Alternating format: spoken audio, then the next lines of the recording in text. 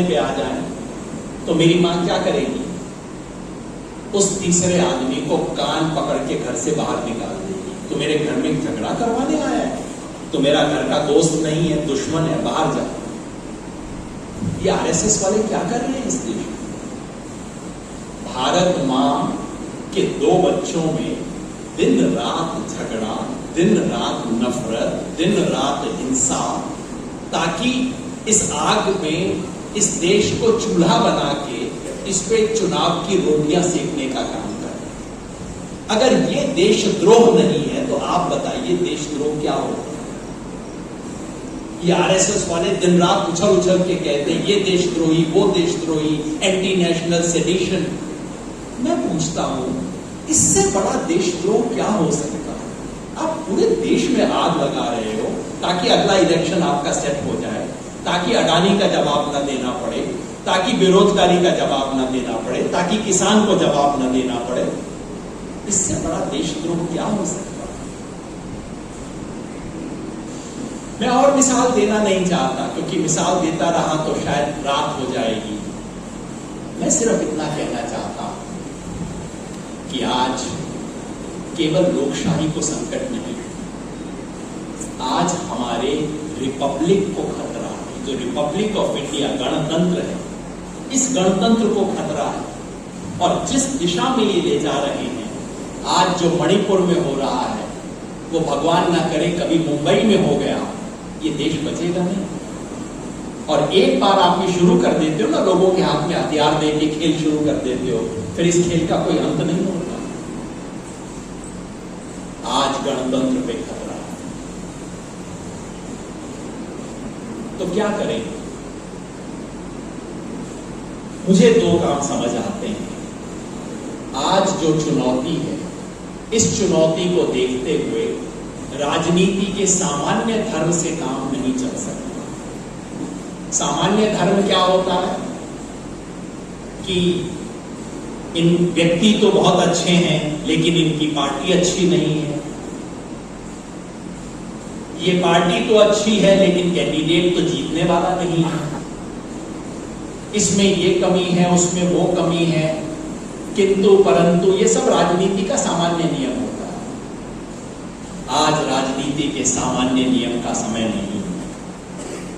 आज हर किंतु परंतु को अपनी जेब में रखना पड़ेगा, क्योंकि आज आपात धर्म है। आपात धर्म क्या है? कि किसी भी तरह से आज इस देश को बचाना है। जब रिपब्लिक पे खतरा होता है तब कोर्ट कचहरी आपका समाधान नहीं कर सकती, संसद आपका समाधान नहीं कर सकती। रिपब्लिक को अगर खतरा है तो सिर्फ एक ही ताकत उसे बचा सकती है, वो है पब्लिक। अंततः कोर्ट कचहरी से ज्यादा उम्मीद मत कीजिए। मैं जानता हूं बहुत लोगों को कई उम्मीद हो जाती है, ये कोर्ट में मुकदमा लगा देंगे, वो कर देंगे, कुछ नहीं होगा। अंततः रिपब्लिक को बचाने के लिए पब्लिक को सड़क पे आना पड़ेगा, नहीं तो कोई उम्मीद नहीं। आज हम उस मोड़ पे पहुंच गए। 2024 का चुनाव है, सामान्य चुनाव नहीं है। मैंने कहा ये संविधान सभा के चुनाव जैसी बात। इसलिए जो हमारा तात्कालिक फर्ज है और हमारा दीर्घकालिक जो काम है, वो 2 अलग अलग है। दीर्घकालिक काम है इस विचारधारा के साथ संघर्ष करना, क्योंकि आज देश को तोड़ने की ये जो साजिश है, लोकशाही पे जो हमला हो रहा है, वो हमला एक विचारधारा के तहत हो रहा है। उस विचारधारा का मुकाबला करना एक लंबा काम है, कम से कम 1-2 पीढ़ी का काम है। हम जैसे लोग पता नहीं बचेंगे या नहीं, पर ये पीछे जो कुछ साथी बैठे हैं, पीछे मैं देख रहा हूं आप लोग नहीं, ये कम से कम 25-50 साल की लड़ाई है इस विचारधारा से लड़ना। लेकिन 25-50 साल की लड़ाई लड़ने लायक हम बचें, उसके लिए 24 की लड़ाई जीतना जरूरी है। तात्कालिक लड़ाई, ये जो तात्कालिक इस वक्त की आपात धर्म है कि 24 में हर हालत में सत्ता परिवर्तन होना चाहिए, ताकि उससे देश में सेकुलरिज्म कायम नहीं हो जाएगा, सांप्रदायिकता का खतरा खत्म नहीं हो जाएगा। बाहर जाके और परेशानी करेंगे ये लोग, और ज्यादा उछलेंगे और तंग करेंगे। लेकिन दीर्घकालिक लड़ाई का रास्ता बन जाए।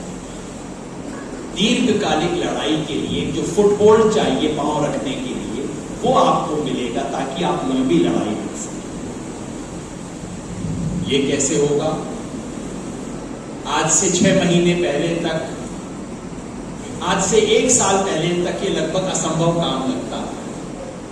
1 साल पहले उत्तर प्रदेश का चुनाव का परिणाम आया था और उसके बाद सब लोग कहते थे अब तो छोड़ दीजिए 24 को, कुछ नहीं होगा, 24 इज ए डन डील। अब 29 के बारे में सोचिए कि 29 में मोदी को कैसे हराएं। लोग ऐसी बातें कहते थे। लेकिन उसके बाद भारत जोड़ो यात्रा हुई। भारत जोड़ो यात्रा से कांग्रेस को क्या मिला, राहुल गांधी को क्या मिला, इसमें मेरे को ज्यादा दिलचस्पी नहीं है। अध्यक्ष जी को होगी, मुझे नहीं। मुझे दिलचस्पी है कि इस देश को क्या मिला। इस देश को नई आशा मिली। इस देश को बहुत समय बाद लगा कि हां कुछ हो सकता है। इस देश को नई भाषा मिली, मोहब्बत की दुकान की भाषा मिली। नहीं तो मोहब्बत की बात करने वालों को पगलैट समझते थे, पागल समझते थे सारे लोग। किसी की हिम्मत नहीं होगी।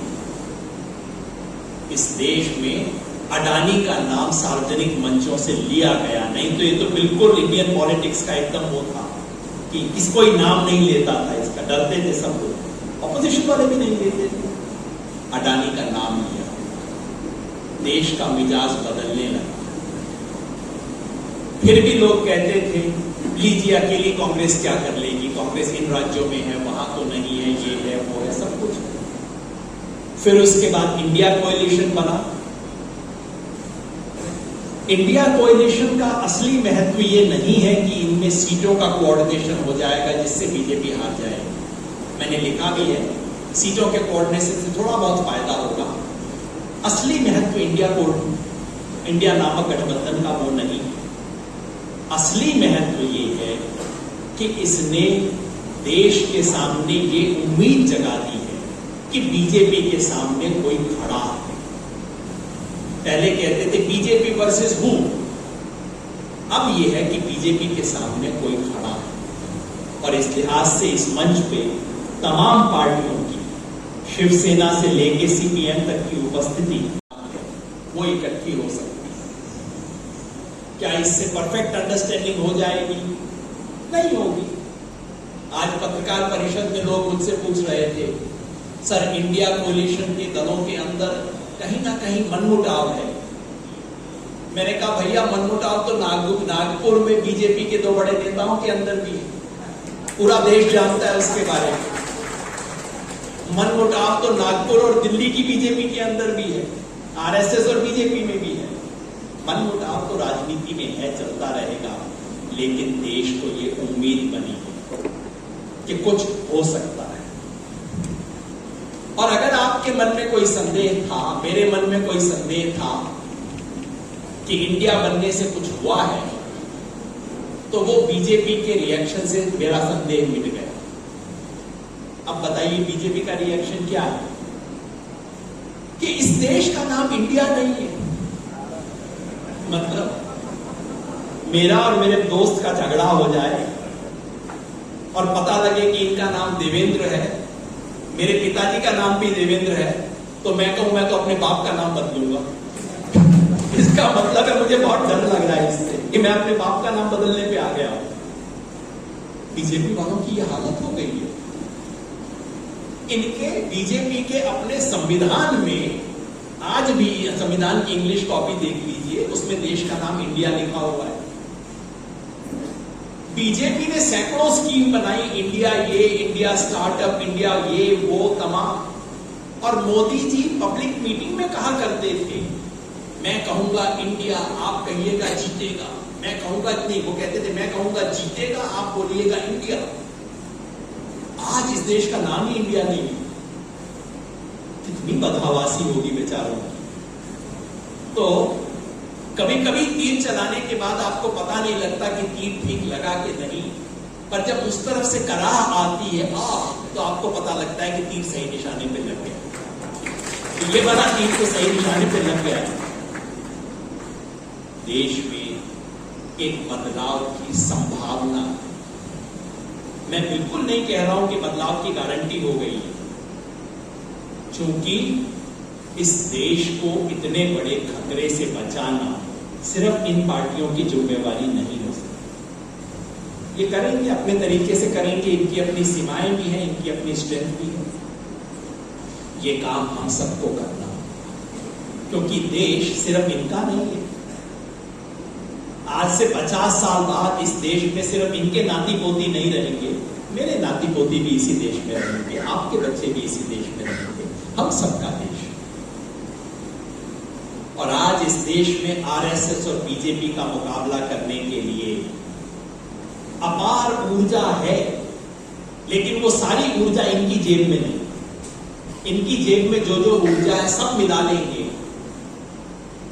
वो बीजेपी का मुकाबला करने के लिए पर्याप्त है, लेकिन आरएसएस का मुकाबला करने के लिए पर्याप्त